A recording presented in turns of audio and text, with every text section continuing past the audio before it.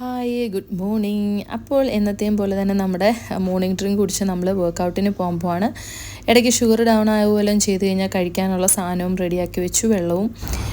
നടന്ന് ഓൾമോസ്റ്റ് നമ്മുടെ ജിമ്മിൻ്റെ ബിൽഡിങ്ങിൽ എത്താറായിട്ടുണ്ട്. ഇത് കാണുമ്പം മനസ്സിനകത്ത സന്തോഷമുണ്ടല്ലോ, പറഞ്ഞറിയിക്കാൻ ചെയ്തിട്ടില്ല. ഞാൻ നടക്കുവാണ്. ഇവിടെ ഭയങ്കര ചൂടാട്ടോ, ഭയങ്കര വെയിൽ. 6:30 ആയതേ ഉള്ളൂ സമയം. ഇതാണ് എൻ്റെ അവസ്ഥ. ഇന്നും മസിൽ കയറി പിടിച്ചിട്ടുണ്ട്. നല്ല പേര്. ഫൈനലി നമ്മൾ ജിമ്മിലോട്ട് കയറാൻ പോവാണ്. ഈ ഒരു സ്റ്റെപ്പ് കാണുമ്പോൾ ഭയങ്കര മോട്ടിവേഷനാണ് കേട്ടോ. എങ്ങനെയെങ്കിലും കയറി പറ്റണമല്ലോ. നന്നായിട്ട് സ്വെറ്റ് ചെയ്തിട്ടുണ്ടായിരുന്നു. അപ്പോൾ ഞാൻ റിസപ്ഷനിൽ നിന്ന് ടിഷ്യൂ എടുത്ത് നന്നായിട്ട് സ്വെറ്റ് തുടയ്ക്കുവാണ് കേട്ടോ. എന്തായാലും കയറി. കാര്യമൊന്നും പറയണ്ടല്ലോ, നിങ്ങൾക്ക് കാണുമ്പോൾ മനസ്സിലാവും എന്താണ് ഇവിടുത്തെ അവസ്ഥ എന്നുള്ളത്. കഴിഞ്ഞപ്പോൾ വീഡിയോ ചെയ്യണമെന്ന് വിചാരിച്ചു. പക്ഷേ അപ്പോൾ അവിടെ ഒരു ആക്സിഡൻ്റ് ഒക്കെ നടന്ന് ഫുള്ള് ബ്ലോക്കാണ്. ദുബായിലോട്ടുള്ള വണ്ടിയെല്ലാം പിടിച്ച് അവിടെ ഇട്ടേക്കുക, ഫുൾ ബ്ലോക്ക്. അപ്പോൾ അതുകൊണ്ടാണ് വീഡിയോ എടുക്കാൻ. ഇന്ന് നല്ല വർക്കൗട്ട് ചെയ്തിട്ടുള്ള ഒരു ദിവസമാണ്. വയ്യ. ഇന്നെൻ്റെ ലെഗ് ഡേ ആയിരുന്നു കേട്ടോ. അയ്യോ, നാളത്തേക്ക് കാലിൻ്റെ കാര്യത്തിലൊരു തീരുമാനമാണ്. എന്തായാലും ഹോപ്പ് ഫോർ ദ ബെസ്റ്റ് എന്നല്ലേ. ഈ വെയിലത്തൊക്കെ പോകുന്നതിന് എന്തെങ്കിലും ഒരു ഗുണം കാണാതിരിക്കത്തില്ല. ഈ ഒരു ചെറിയ ഗ്യാപ്പിൽ കൂടെ ആ ചെടികൾ കിളിക്കുന്ന കണ്ടപ്പോഴത്തേക്ക് എനിക്കെന്തോ ഭയങ്കര ഒരു സന്തോഷവും ഒരു മോട്ടിവേഷനും ഒക്കെ ഫീൽ ചെയ്തു. നമ്മളെപ്പോഴും നമ്മുടെ കംഫർട്ട് സോണിൽ നിന്ന് വെളിയിലേക്ക് വരാൻ ശ്രമിക്കാം. ഒരു സെൽഫ് റെസ്പെക്റ്റും സെൽഫ് ഇമ്പോർട്ടൻസും ഒക്കെ കൊടുക്കുന്നത് നല്ലതായിരിക്കും. ഒരു ടെൻഷനിലാണ് ഞാൻ വന്നത്. ഞാൻ വർക്കൗട്ട് ചെയ്തുകൊണ്ടിരുന്നപ്പോൾ ഹസ്ബൻഡ് വിളിച്ചിട്ടുണ്ടായിരുന്നു. എനിക്ക് ഇടയ്ക്ക് വെച്ച് സ്റ്റോപ്പ് ചെയ്യാനും പറ്റുന്നുണ്ടായിരുന്നില്ല. മോൻ ഉണർന്നു, ഭയങ്കര കരച്ചിലാന്ന് പറഞ്ഞു. ഒരു സമാധാനമില്ലാതെ വർക്കൗട്ട് ചെയ്ത് നിന്ന്. പക്ഷേ കുറച്ച് കഴിഞ്ഞ് ഞാൻ തിരിച്ചു വിളിച്ച്, അപ്പോൾ ഫോൺ എടുക്കുന്നില്ല. പിന്നെ വിളിച്ചപ്പോൾ ഓക്കെ ആയെന്ന് പറഞ്ഞു. എന്തായാലും ഭാഗ്യം, അല്ലെങ്കിൽ ഇന്ന് എനിക്ക് വർക്കൗട്ട് ചെയ്യാനൊന്നും പറ്റത്തില്ലായിരുന്നു. ഇപ്പോൾ ഇതൊക്കെ സംസാരിക്കുന്നത് കുഞ്ഞുങ്ങൾ ഉറങ്ങുന്നുണ്ടായിരുന്നു. ഇന്ന് ഞാൻ ശരിക്കും വർക്കൗട്ട് ചെയ്തിട്ടാണ് വന്നത്. ഒത്തിരി ലേറ്റായിപ്പോയി, എന്നത്തേനേക്കാളും ലേറ്റായി. പക്ഷേ ഭയങ്കര ഒരു സന്തോഷമൊക്കെ തോന്നി അത്രയും നേരം വർക്കൗട്ട് ചെയ്തതുകൊണ്ട്. ഇന്നത്തെ ദിവസം ഞാൻ വലുതായിട്ട് സൈക്ലിങ്ങോ അങ്ങനെയൊന്നും ചെയ്തില്ല. ഒരു 15 മിനിറ്റ്സ് കാർഡിയോ, മീൻസ് ഞാൻ ആ ട്രെയിനിലൊന്നും നടന്നു, അത്രയേ ഉള്ളൂ കാർഡിയോ. പിന്നെ ചെയ്തത് വർക്കൗട്ട് വേറെ ഹൈ ഇൻറ്റൻസിറ്റി വർക്കൗട്ടായിരുന്നു കേട്ടോ. എന്തായാലും അത് കഴിഞ്ഞ് ഫുള്ള് ചെയ്തതെന്ന് വെച്ച് കഴിഞ്ഞാൽ സ്ട്രെങ്ത് ട്രെയിനിങ് ആണ്. അതെനിക്ക് ഭയങ്കര ഇഷ്ടമാണ്. ലെഗ് ഡേ ആയിരുന്നു ഇന്നത്തെ. എന്താകുമെന്നൊന്നും എനിക്കറിയത്തില്ല. പെയിനൊക്കെ ഒന്ന് മാറി വന്നതാണ്. ഇനി അഗെയിൻ റീസ്റ്റാർട്ട് ചെയ്യുമായിരിക്കാം. എന്തായാലും നല്ലൊരു ദിവസമായിരുന്നു കേട്ടോ. ഇനി അങ്ങോട്ട് നല്ലതായിട്ട് പോട്ടെ. എന്തായാലും ഇനി എനിക്ക് കുക്കിങ്ങും കാര്യങ്ങളും ഒക്കെ ഉണ്ട്. അപ്പോൾ അത് ചേട്ടൻ നന്നായിട്ട് വിശക്കും.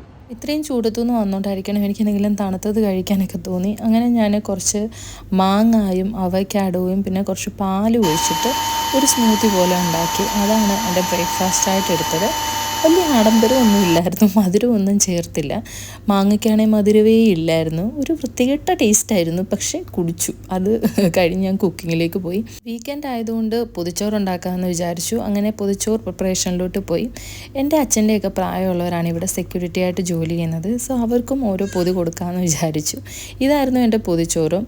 കഴിഞ്ഞ ദിവസം നമ്മൾ ഫിഷ് മാർക്കറ്റിൽ പോയുണ്ട് ഞണ്ടൊക്കെ മേടിച്ചായിരുന്നു. അപ്പം ഞണ്ട്, പിന്നെ ബീഫ് റോസ്റ്റ്, കോവയ്ക്ക തോരൻ, മുട്ട വറുത്തത്, ചമ്മന്തി, മാങ്ങാ പുളിശ്ശേരി, പിന്നെ പൊട്ടറ്റോ ഫ്രൈ, പിന്നെ നാരങ്ങ അച്ചാർ. ഇത്രയായിരുന്നു ഞാൻ ഉണ്ടാക്കിയത്. വാഴയിലയൊക്കെ ഇന്നലെ രാത്രിയിലെ മേടിച്ചു വെച്ചായിരുന്നു ഈ ഒരു പ്ലാൻ ഉള്ളതുകൊണ്ട്. എൻ്റെ അമ്മ ശരിക്കും ഷോക്കായിപ്പോയി. സമയമില്ലാത്ത സമയത്ത് ഇത്രയും ഉണ്ടാക്കിയല്ലോ എന്ന് പറഞ്ഞിട്ട്. ആക്ച്വലി കുഞ്ഞുങ്ങൾ ഉറങ്ങിയപ്പോഴാണ് ഞാൻ ഉണ്ടാക്കിയത് കേട്ടോ. പിന്നെ ഒരു ഗ്രീൻ ടീയും കുടിച്ചു. അത് കഴിഞ്ഞൊരു വീഡിയോ ചെയ്യാനുണ്ടായിരുന്നു. അത് അപ്പോൾ നമ്മുടെ വീക്കെൻഡ് സ്റ്റാർട്ട് ചെയ്തിരിക്കുകയാണ്. വെള്ളിയാഴ്ച വൈകുന്നേരം.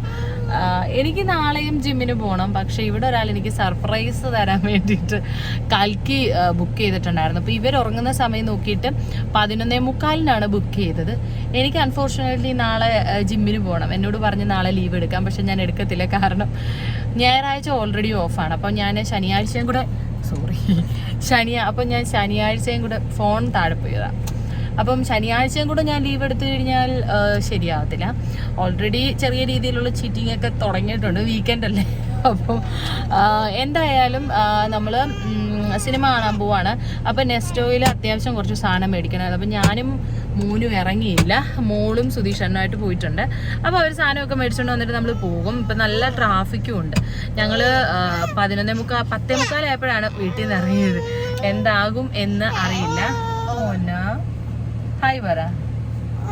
ഹായ്. ജീവൻ കരയാണ്, ജീവനെ കൊണ്ടുപോയില്ല ജീവന്റെ അച്ഛൻ, അതിന് കരയോ കേട്ടോ. കാണാൻ പോകുന്ന മൂവി കൽക്കിയാണെന്ന് ഞാൻ ഓൾറെഡി പറഞ്ഞു. അപ്പം ഞാൻ ഓൾറെഡി സത്യം പറഞ്ഞ ഈ മൂവി റിലീസായതുപോലും ഞാൻ അറിഞ്ഞിട്ടില്ലായിരുന്നു. ഇന്ന് സുധീഷണം പറഞ്ഞപ്പോഴാണ് അറിയുന്നത് തന്നെ. അപ്പോൾ ഞാൻ റിവ്യൂ ഒക്കെ നോക്കിയ സമയത്ത് നല്ല റിവ്യൂ, ഫസ്റ്റ് ഹാഫ് ഇച്ചിരി ലാഗ് അടിക്കും, സെക്കൻഡ് ഹാഫ് അടിപൊളിയാന്നൊക്കെ പറയുന്നുണ്ട്. എന്തായാലും അറിയത്തില്ല, നമുക്ക് പോയി നോക്കാം. അപ്പം നെക്സ്റ്റ് വീഡിയോ ഇടുന്ന സമയത്ത്, അല്ലെങ്കിൽ നമ്മൾ ഈ വീഡിയോയിൽ തന്നെ എന്തായാലും റിവ്യൂവും കാര്യങ്ങളും പറയാം. അപ്പം അത്യാവശ്യം വേണ്ട സാധനങ്ങളൊക്കെ മേടിച്ചിട്ട് അച്ഛനും മോളും ദാ വരുന്നുണ്ട്. കണ്ടില്ലേ, ഇവിടെ ഒരാൾ കരഞ്ഞു കൂവി ആകെ പ്രശ്നമായിരുന്നു. ആസ് യൂഷ്വൽ നമ്മൾ പോപ്കോണും ഫ്രൈസും എല്ലാം മേടിച്ചുകൊണ്ടാണ് കെയർ ചെയ്ത്. കാരണം കുഞ്ഞുങ്ങളുള്ളതുകൊണ്ട് ഇടയ്ക്കിടയ്ക്ക് എന്തെങ്കിലുമൊക്കെ കുറിക്കാൻ കൊടുക്കണം.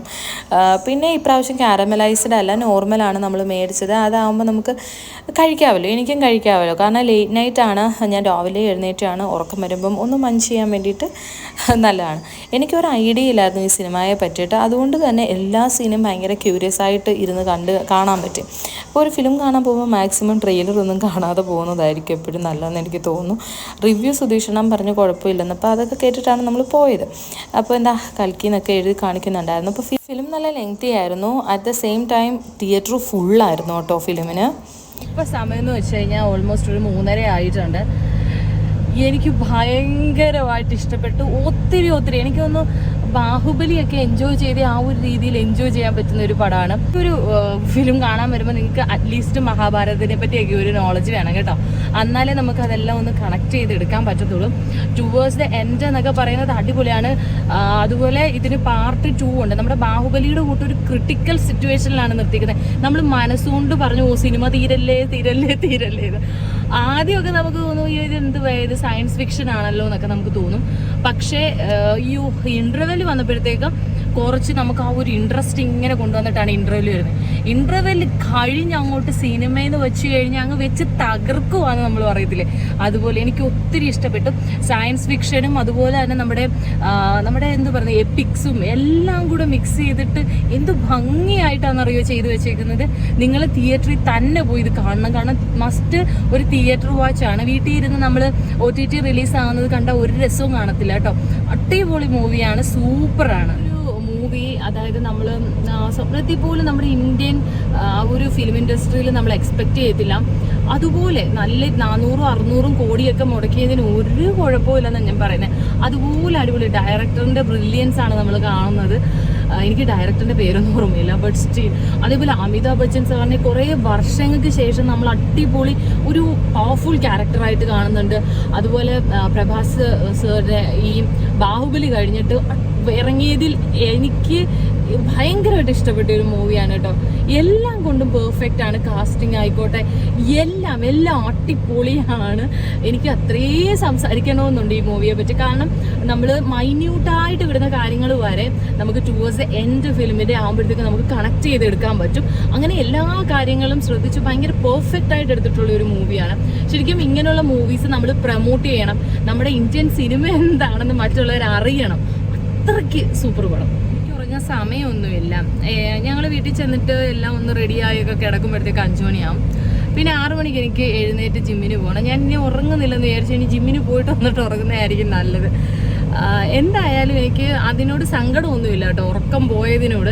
കാരണം എനിക്ക് അത്രയും ഇഷ്ടപ്പെട്ടു ഈ മൂവി. ഫിലിമിൽ നിന്ന് പോയിട്ട് വന്നപ്പോഴും തന്നെ ജീവൻ ഉണർന്നു കേട്ടോ. അതുകൊണ്ട് തന്നെ എനിക്ക് റെസ്റ്റ് എടുക്കാനൊന്നും സമയം കിട്ടിയില്ല.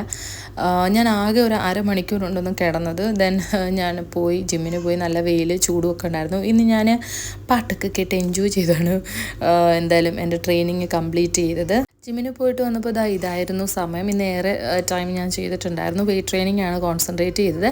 ബ്രേക്ക്ഫാസ്റ്റ് കഴിച്ചിട്ട് ഞാൻ സുഖമായി കിടന്നുറങ്ങി. ഇന്നലത്തെ ഫുഡും കാര്യങ്ങളും ഒക്കെ ഇരിപ്പുള്ളതുകൊണ്ട് ആ ഒരു ടെൻഷനിലായിരുന്നു. അപ്പോൾ ഇന്ന് അത്രയും ഉള്ളായിരുന്നു വിശേഷങ്ങളൊക്കെ കേട്ടോ.